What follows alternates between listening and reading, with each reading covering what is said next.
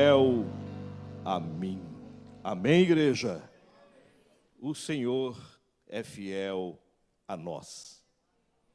O que Ele exige de nós é a recíproca, que nós sejamos fiéis a Ele. Amém? Então vamos ler a palavra do Senhor, aproveitar que os irmãos estão de pé. 2 Pedro, para os irmãos que gostam de acompanhar a leitura, é 2 Pedro, capítulo 1, uma palavra bastante conhecida da igreja, mas vamos fazer uma breve reflexão sobre esse tema em tela, deixando que o Espírito Santo fale conosco nessa noite, porque a palavra do Senhor já é inspirada, nós somos apenas instrumentos do Senhor para transmiti-la.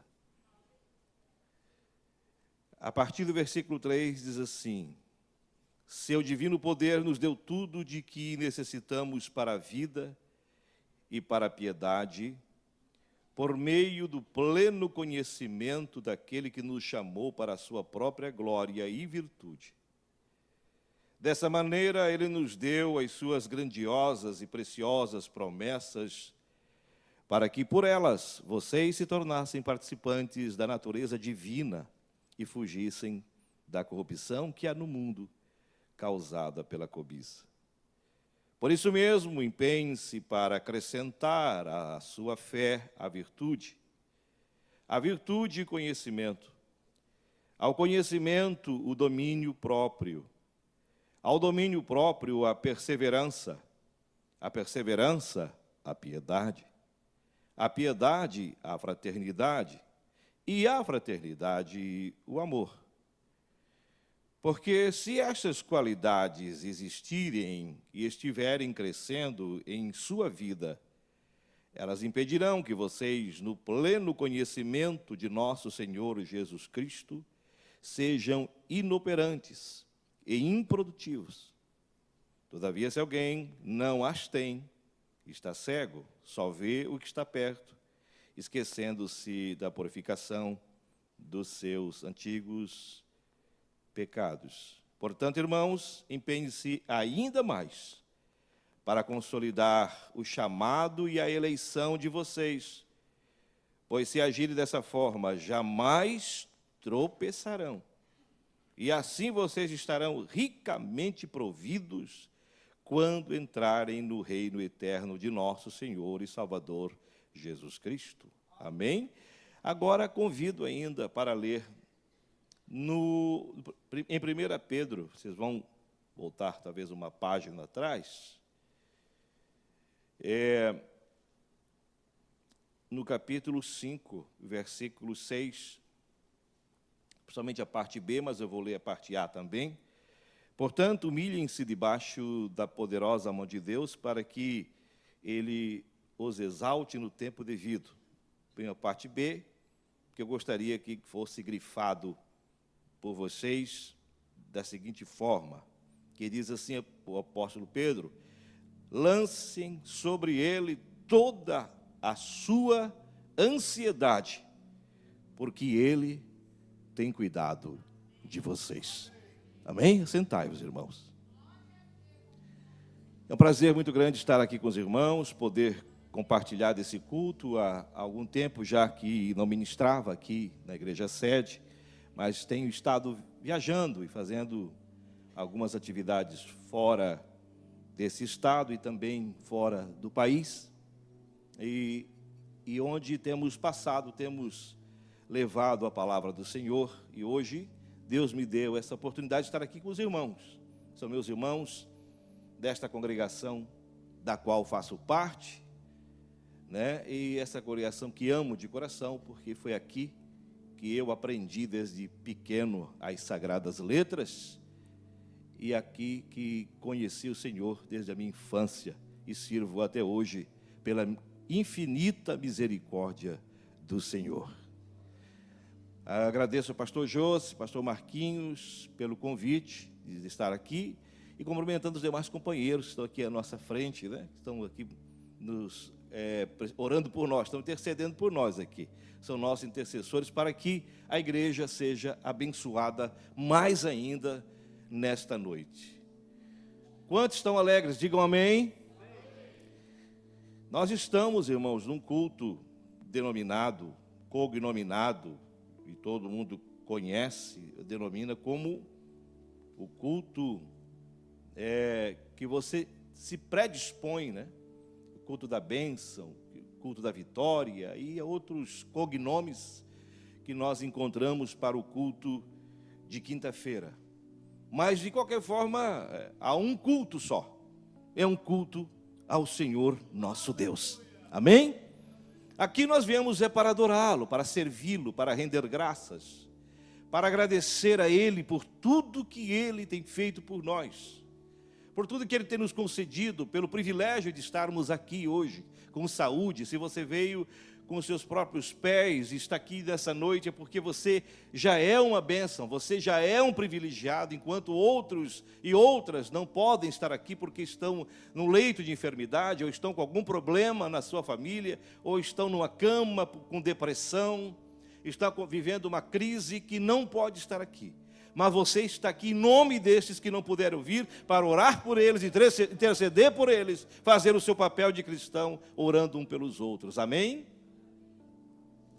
E o texto em apreço, irmãos, em especial a primeira parte que lemos aqui, o apóstolo Pedro, ele nos faz um relato, e aí não se trata de uma exegese simplesmente, mas apenas uma reflexão rápida do que pensa e do que externava de coração o apóstolo Pedro após uma certa idade.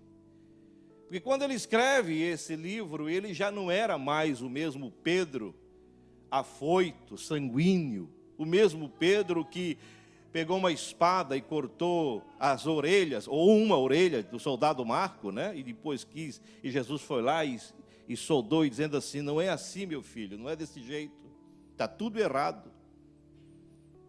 Então, esse Pedro agora encanecido, já numa certa idade, com uma experiência avassaladora, o mesmo Pedro que pregou para mais de 3.000 almas no dia do Pentecoste, o mesmo Pedro que evangelizou, o mesmo Pedro que negou Jesus no momento mais difícil da trajetória da sua vida, foi ter que esconder-se, ter que fugir, ter que negar.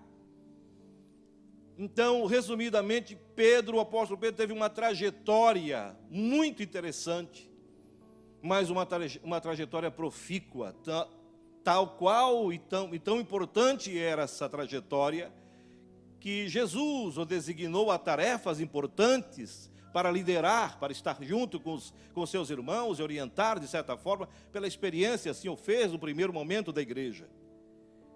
Mas agora, já encanecido e já com uma certa idade, ele escreve às igrejas e ele diz: irmãos, pelo divino poder, Deus nos deu tudo o que necessitamos para a vida. Olha, irmãos. E ele diz: e nos deu tudo o que necessitamos para a vida e também para a piedade, e por meio do pleno conhecimento daquele que nos chamou para a sua própria glória e virtude. E ele orienta, dessa maneira ele nos deu as suas grandiosas e preciosas promessas, para que por ela vocês se tornassem participantes da natureza divina. Olha, irmãos, são promessas de Deus que se cumprem na vida de cada um de nós.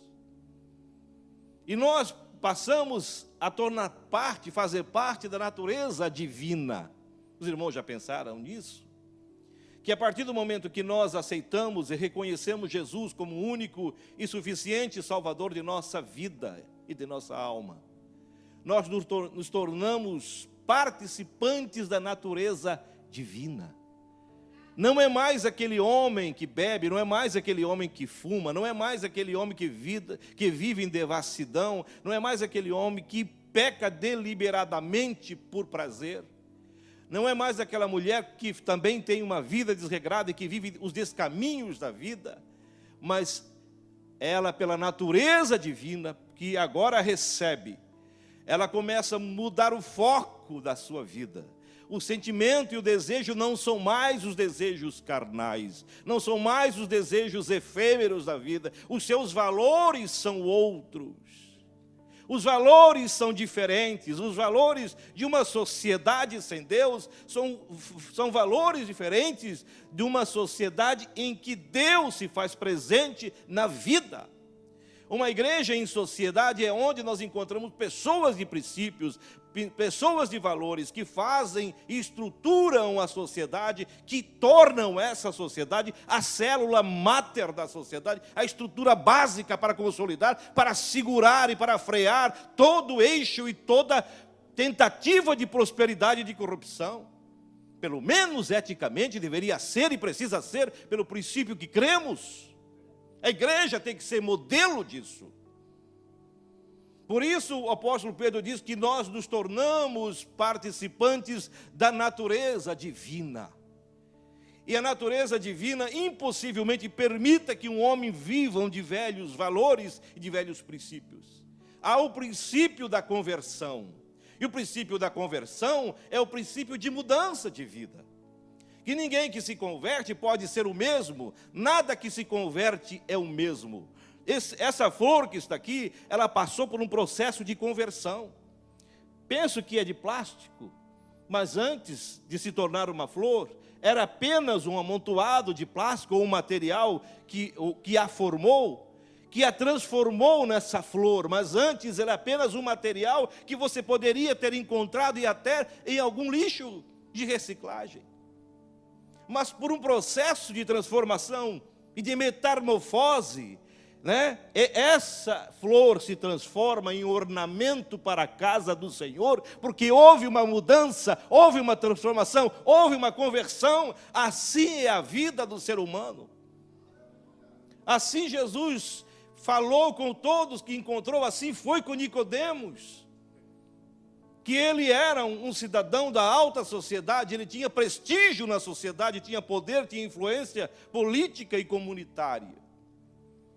Mas quando se encontra com Jesus, ele se depara diante de uma natureza divina e não carnal, humana, que exige dele uma resposta, e ele se defende do seu jeito, que ele entende ser o melhor jeito. Eu sou religioso, eu presto o meu culto, eu vou à igreja, eu faço o meu dever como um excelente judeu, um exímio judeu, um zeloso judeu. Eu sou desse jeito, eu me sinto no direito de ser. Jesus disse, você só vai receber, Nicodemos, a natureza divina se você nascer de novo. Não há possibilidade de você ser o que você quer ser se não passar pelo processo de transformação. Essa metamorfose se exige, como se exige de uma lagarta para se libertar, para ser uma borboleta. E quando você olha de forma humana e olha aquela lagarta feia, e de repente até nauseante aos olhares de alguém, e de repente você percebe que ao longo do tempo, essa mesma lagarta, ao longo dos anos, ela vai, no seu tempo certo, ela começa a passar por um processo de metamorfose, e aquela lagarta feia se torna a borboleta mais linda do seu jardim. Você já percebeu isso? E isso é transformação, isso é mudança. E mudança se faz necessário. Há um princípio físico e químico que diz que toda mudança, toda transformação traz deformação. O que é transformação, fazer deformação? Dizem os neurolinguistas. Quando você passa por um processo, você pega uma garrafa PET de plástico, ela está no seu estado original. Você quer transformá-la num vaso, você vai ter que derretê-la, você vai ter que prepará-la. O seu estado original não vai ser mais o mesmo. Ela vai se transformar de uma garrafa PET em um vaso. Houve uma deformação, ou seja, o seu estado natural e original não é mais o mesmo, mudou para um processo melhor. Então, quando se entra na natureza divina, o processo de mudança é uma mudança para melhor, é uma mudança para você fazer a diferença, é uma mudança para ser ornamento na casa do Senhor, é uma mudança para você ser um exemplo, uma referência na sociedade. É assim que que o apóstolo Pedro ensina e orienta pela sua vasta experiência de vida. E ele começa a falar e dizer, dessa maneira ele nos deu as suas grandiosas e preciosas promessas, para que por elas vocês se tornassem participantes da natureza divina e fugissem da corrupção que há no mundo. Causada por quem? Causada pela cobiça, causado pela ganância, pelo desejo exacerbado de poder, de dinheiro, de apenas ter sem ser. A sociedade, irmão, vive hoje doente, porque vive correndo atrás do ouro, atrás da riqueza, e não entendendo que a maior riqueza não está no dinheiro. Porque a maior felicidade está em você conhecer Jesus.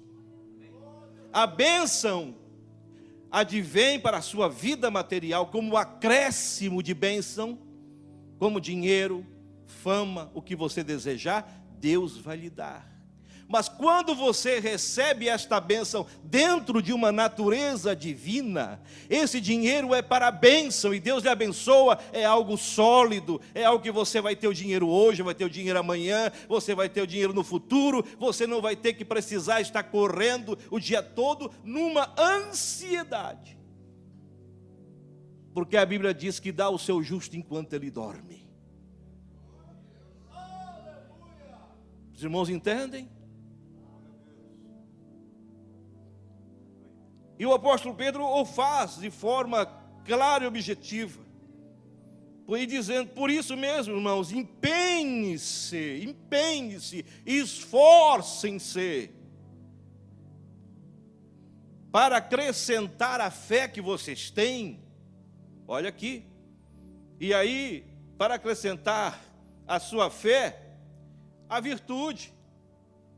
A fé não pode ser apenas meramente um instrumento de regozijo e de privilégio, como se eu recebi essa fé que há em Cristo Jesus, por graça e não por merecimento, e Ele deu pelo seu amor, pela sua infinita misericórdia, morrendo por nós, e nos deu essa fé e essa esperança, e nós queremos ser apenas um cristão que queremos apenas receber. Não.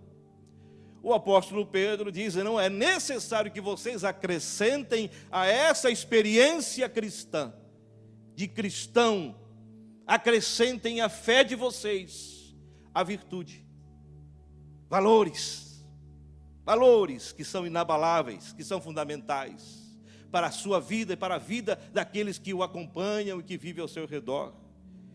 E aí ele tem um acraseado aqui que diz, se você pode acrescentar, quando esse é acraseado, é mesmo que você acrescente alguma coisa, igual como as irmãs, as senhoras que estão aqui, e alguns homens também, por que não? Quando vão fazer algum bolo, acrescentam ingredientes nos seus bolos, para que possa ter um melhor sabor, e um bolo de resultado, ou uma comida com melhor resultado. Você acrescenta temperos, você acrescenta algo que você acha que pode melhorar, porque dessa forma é esse contexto que Pedro diz, você tem que acrescentar a essa fé que é a base, que é o fulcro, que é o fundamento, tudo isso que nos torna plenos cristãos, ou cristãos em busca da plenitude. E aí é como se buscássemos, como diz o apóstolo Paulo, em busca da perfeição, que é muito difícil, porque não há um varão perfeito, mas há uma busca, há uma insistência. Se nós buscamos e nós insistimos, há todo um processo que tem que ser considerado. E se você acrescenta a virtude, você está colocando algo mais de ser apenas um crente que vem ao culto. Você é algo mais do que você dizer, eu tenho uma denominação que eu frequento todas as quintas-feiras, ou todas as terças, ou só o domingo. Não, eu tenho que ter vida, eu tenho que ter virtude para passar às pessoas. Amém, irmãos?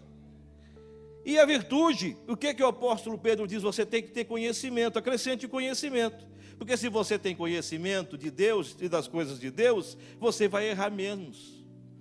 Vai ter menos conhecimento, você não vai ser enganado ou enganada no processo da vida, porque o conhecimento é o princípio de tudo, a sabedoria é o princípio de tudo, o conhecimento é necessário. O conhecimento é que faz que um país cresça, a educação é que faz que as pessoas evoluam. O conhecimento é fundamental. A Bíblia diz: conheçamos e prossigamos em conhecer ao Senhor. É um processo contínuo, não é um processo estanque, que nós conhecemos hoje e bastou. Eu entreguei a Jesus hoje e bastou, tenho que parar por aí. O irmão esteve lá na Inglaterra, eu vi nas redes sociais, na igreja de John Wesley. Eu também estive lá, fiz inclusive uma mensagem naquele púlpito de cima, né? Onde John Wesley cantava e orava e ministrava para o povo de joelho. Ele orava e pregava de joelho para a igreja. E perguntaram para a rainha na Inglaterra qual era o maior desejo dela. Qual era o maior desejo que ela gostaria de ter sendo a rainha da Inglaterra?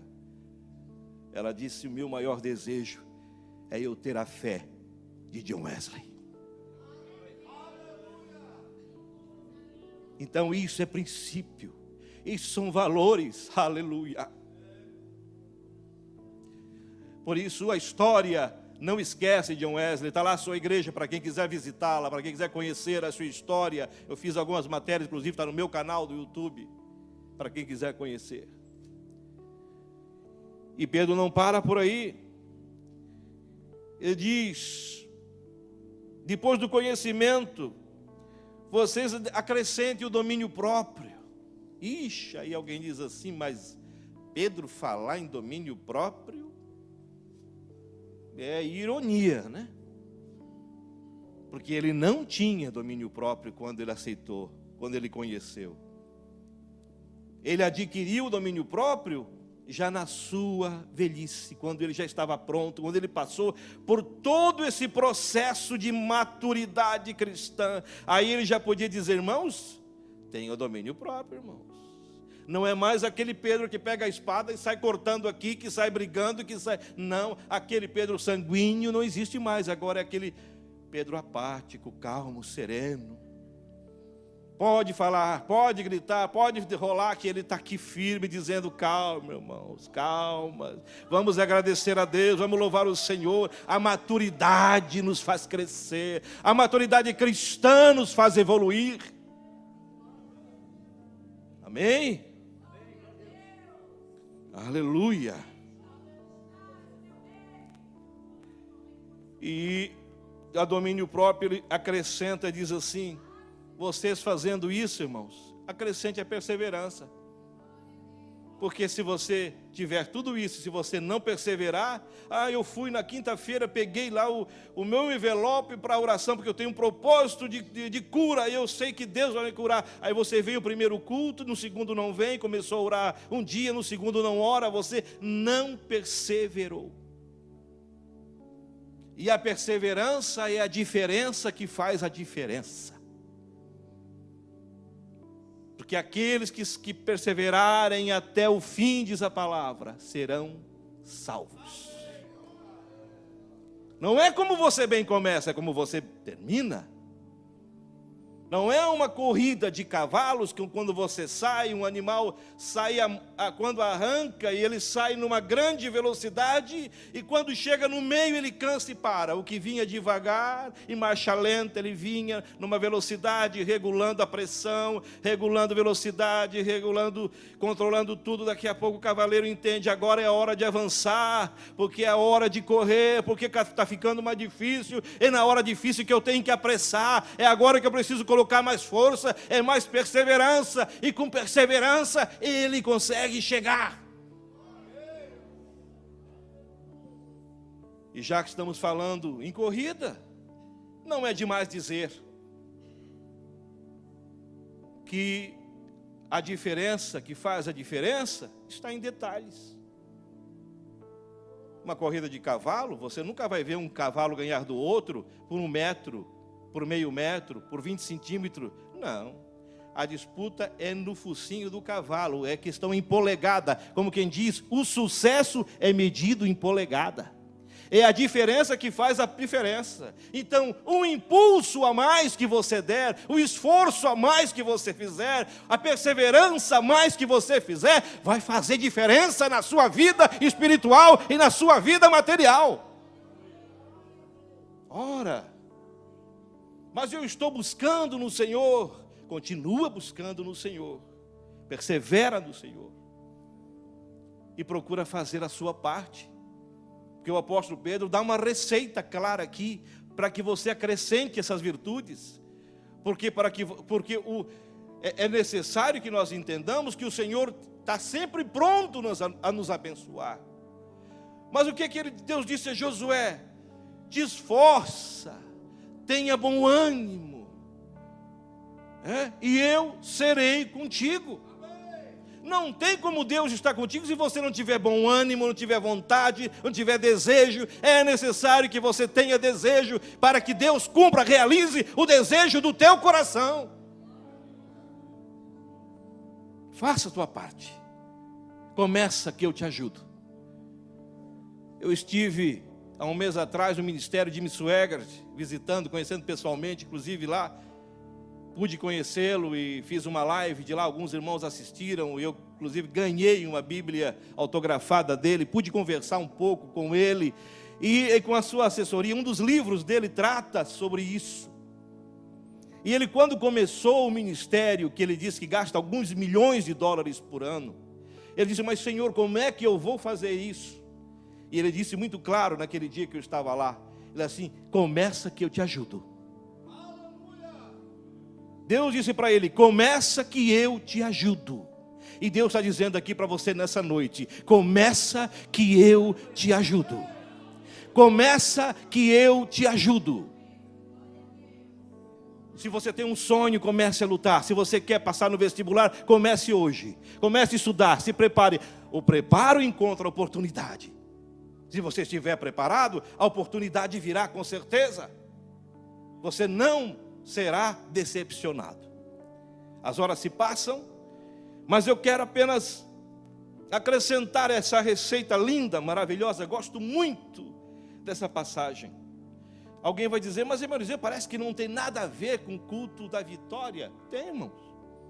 Ninguém ganha, ninguém chega a lugar nenhum se não tiver preparo. Quer vitória? Você já viu algum time ganhar sem preparo? Você já viu vitória em algum campeonato ou em algum setor da vida sem preparo, sem conhecimento? Esse conhecimento que você está aprendendo, você não está aprendendo com Eliseu. Você está aprendendo com Pedro. Quem era Pedro? Era o homem que viveu com Jesus e que no final da sua vida está nos ensinando qual é a receita da vitória. Amém, igreja? Aleluia! Glorificado seja o nome do Senhor. E ele vai falando, vai nessa receita, ele vai dizendo, a piedade, a fraternidade, ele manda ter da fraternidade e o amor.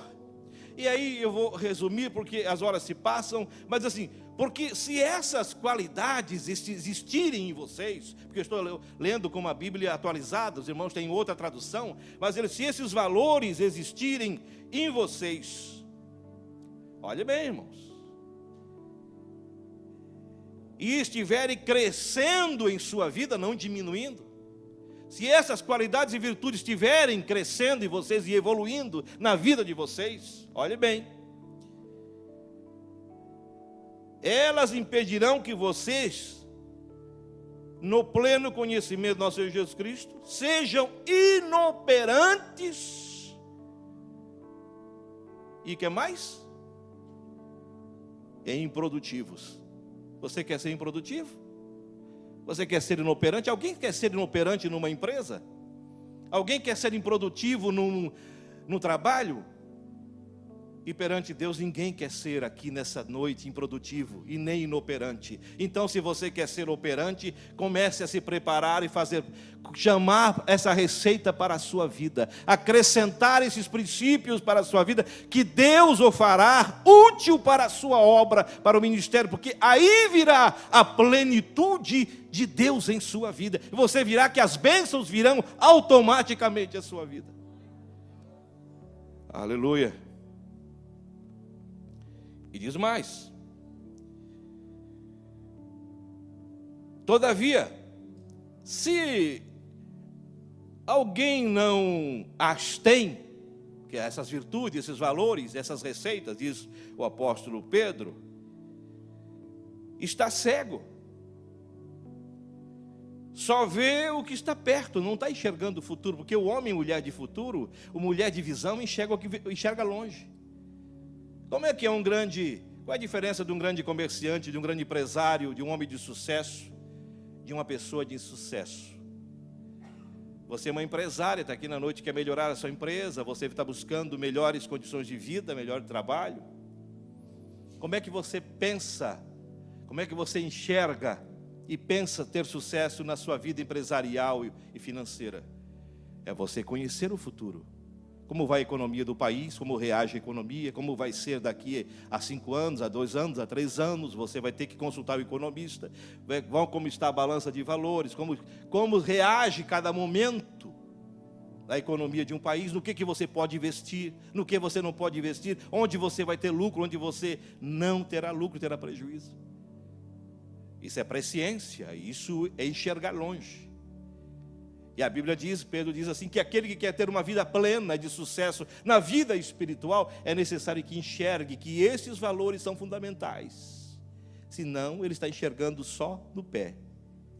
Ele vai andar em roda e não enxerga ao longe o que Deus tem para ele de bênção.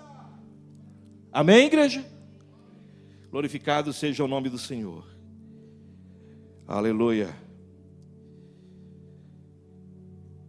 Esquecendo-se da purificação dos seus antigos pecados, diz o apóstolo Pedro. Portanto, irmãos, empenhe-se ainda mais para consolidar o chamado e a eleição de vocês. Pois se agirem dessa forma, se agirem dessa forma, se vocês obedecerem a minha receita, diz aí no outro texto, no original de Ferreira, diz assim, que eu gosto também. Nunca, jamais, parece redundante, mas está lá na tradução de Ferreira de Almeida. Nunca, jamais tropeçareis. Olha, mas isso é verdade, irmã Elisa? É. Porque o cristão maduro, ele não tropeça. Ele pode até ter algumas surpresas, ele pode levar um tropicão, mas ele não vai cair. Porque ele enxergou longe, ele sabe. Ele sabe onde está firmado, ele está firmado na rocha que é Jesus. E ele diz: assim vocês estarão ricamente providos para estarem aptos e providos para estarem e conhecerem melhor o reino de Deus. Mas ele faz agora uma assertiva anterior, quando faz a primeira carta às igrejas, dizendo da seguinte forma: lançando sobre ele toda a vossa ansiedade, porque ele tem cuidado de vós. Vocês sabiam que o Brasil é o país de maior quantidade de pessoas ansiosas? O irmão esteve na Inglaterra, sabe como é. Eu estive lá na Europa, conheço a Europa, como estive nos Estados Unidos. A diferença de um país do primeiro mundo. Se você estiver na fila, principalmente o inglês, que é muito educado, enquanto você não sair da fila, enquanto você estiver no elevador ali, outro está na fila do banco, e você não sair, ele não coloca a mão em você. Ele não vai forçar você a sair dali até que você termine. Ele vai dizer, pode, em última instância, dizer excuse me, please, pede para a pessoa, pede licença, mas ele jamais faz. No Brasil, como é que você faz? Você pega, já sai empurrando de cotovelo. A mesma coisa é no primeiro mundo, nos Estados Unidos. Há uma educação, há um certo domínio próprio, porque há menos ansiedade. E essa matéria que eu li essa semana me surpreendeu, dizendo que o Brasil é o país que tem maior ansiedade no mundo, o país mais ansioso do mundo. E a ansiedade, irmãos, gera grandes problemas. A ansiedade é a porta para várias doenças. A ansiedade, com certeza, vai gerar no primeiro momento, aquele otimismo, né? Você, quando tem alguma coisa para fazer, um negócio para fazer, você tem algum plano na sua vida, você vai, tem o otimismo, depois você tem aquela excitação, aquele desejo de fazer, você tem aquela emoção de poder fazer, e vem a euforia, e aí, se você não se controla, vem a ansiedade. A ansiedade fica no pico dessa pirâmide, desse gráfico. Esse processo natural é um processo onde você ganha adrenalina positiva para você poder conquistar e lutar pelo sonho que você tem. Quando você perde o controle da adrenalina, e aí você começa a ter uma adrenalina negativa, e você começa a ter endorfinas e outro tipo de drogas que não vão lhe ajudar, você começa num processo regressivo. Aí é o risco o quê? Do medo. Aí entra o processo da ansiedade. A ansiedade vai gerar o quê? Ele vai gerar algumas coisas que vai causar problemas para você. Começa a vir a negação, você começa a sentir medo de tudo, e desespero, vem o desânimo, e você vai cair na depressão. E a depressão hoje é o flagelo social da humanidade. Até ministros, até pessoas que são religiosas, que não aprenderam a receita do apóstolo Pedro, pregaram, mas não aprenderam a receita. Entraram em depressão, e alguns tiraram até a própria vida, porque a depressão leva a isso. Quando você não domina a ansiedade abre um chamado as portas killers, que em inglês quer dizer mortais. E essas portas, elas vão gerando na sua mente flechas e aberturas em janelas que você nem percebe.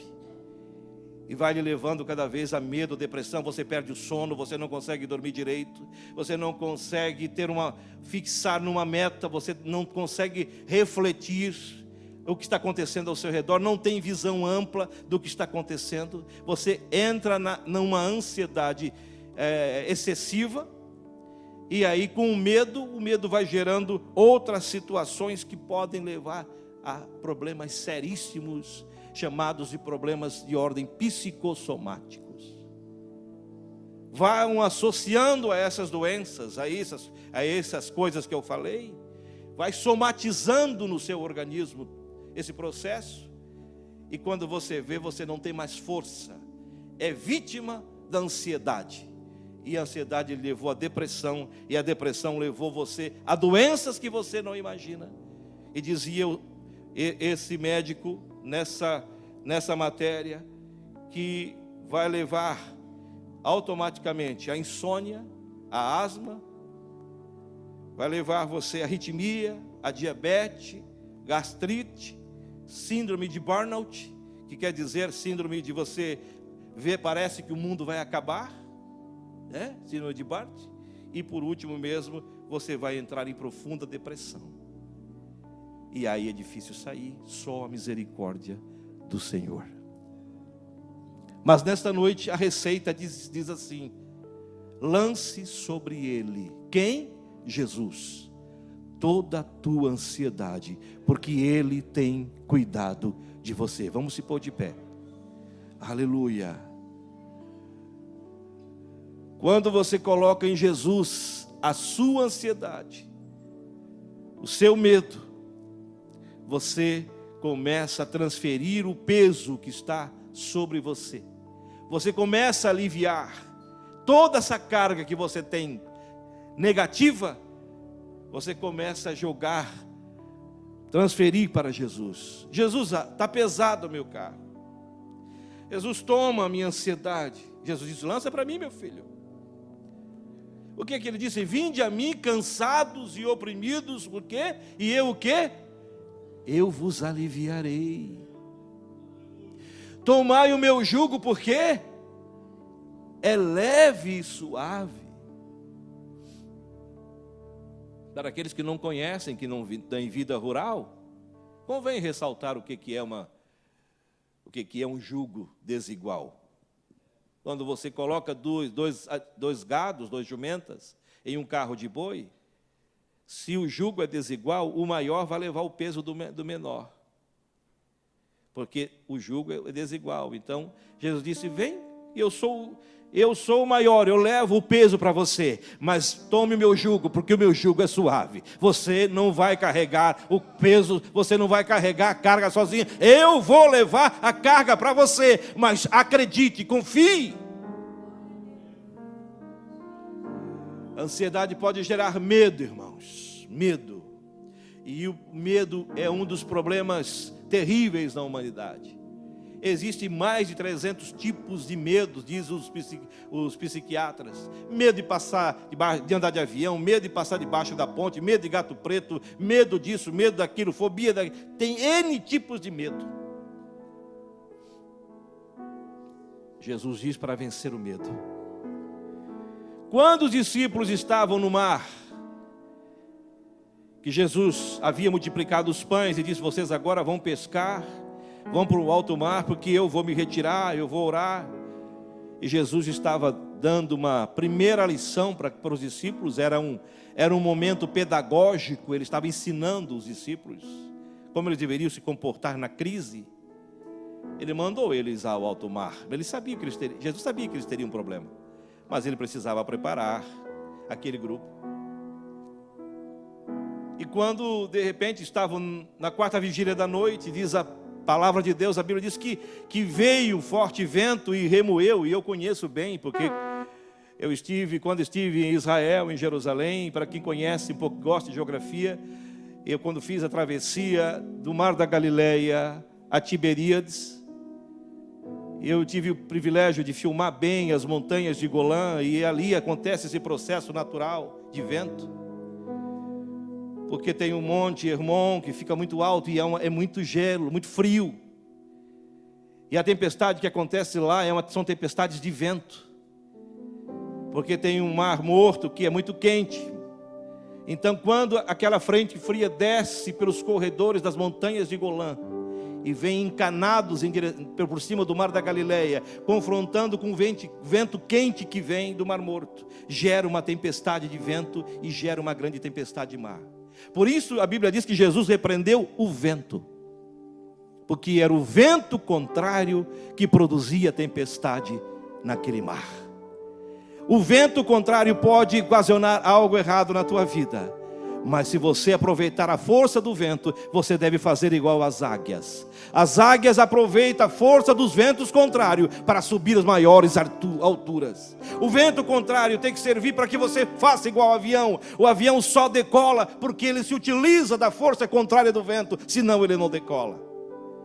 Então aproveita a força contrária que há, e você consolide a sua fé que é em Cristo Jesus, e você suba às maiores alturas como as águias, para que você possa ser abençoado em nome do Senhor Jesus. Eu quero orar com vocês.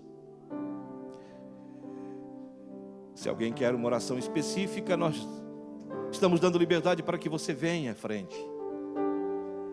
O seu sonho, o seu desejo, suas frustrações, há algo que você vem pedindo a Deus, você tem insistido com Ele, mas nessa noite Ele está dizendo: lance sobre Ele toda a vossa ansiedade, todo o seu problema, toda a sua angústia, todo o seu desejo, porque eu tenho cuidado de você. Olha, é muito lindo ouvir isso dos lábios de Jesus: eu tenho cuidado de você. Lança sobre mim as tuas ansiedades, o teu querer.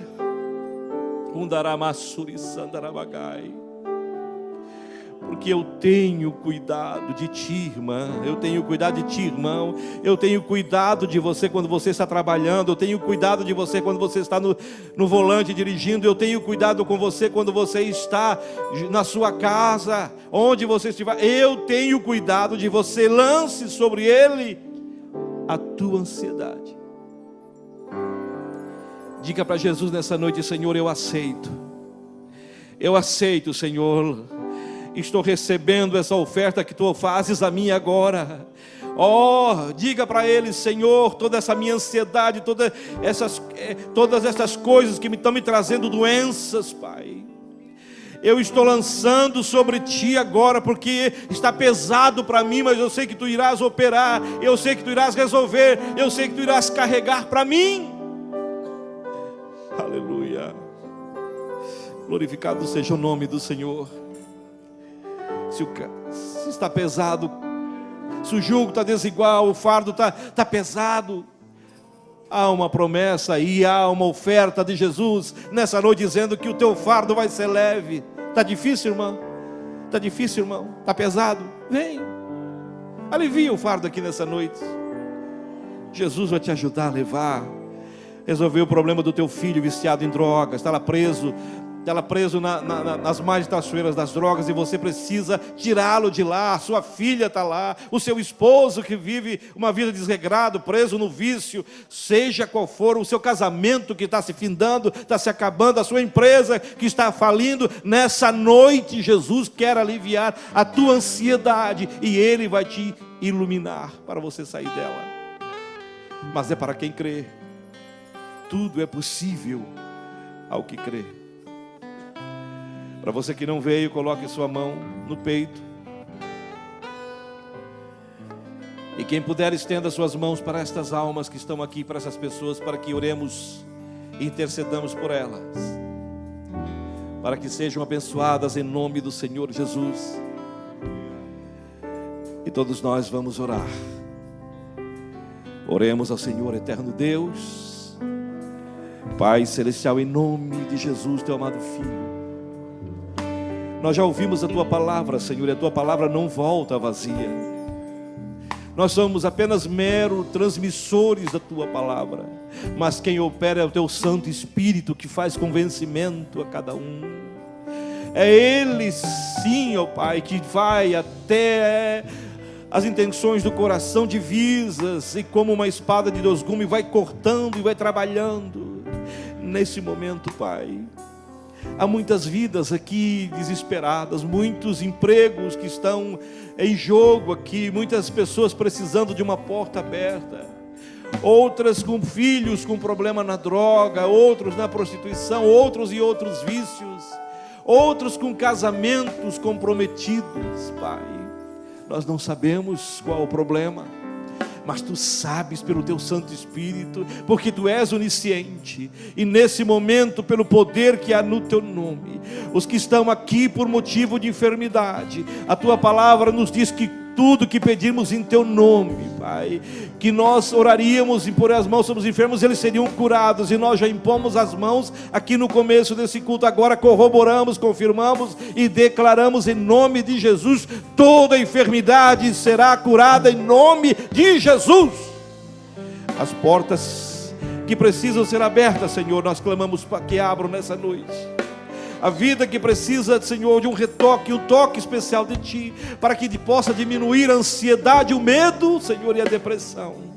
Seja qual for o problema alojado no psique, Senhor, ou em todo o corpo, que se possa sentir ou perceber, Pai, o Teu Santo Espírito possa agir agora e faça, Senhor, uma obra nessas vidas, Pai. Eu declaro essa bênção em nome de Jesus, para a glória do Teu nome. Amém e amém. Abraça o teu irmão bem forte e o abençoe em nome de Jesus. Aleluia. Aleluia. Aleluia. Calma o meu coração. O vento está soprando, mas é Te adorando que venço pagar.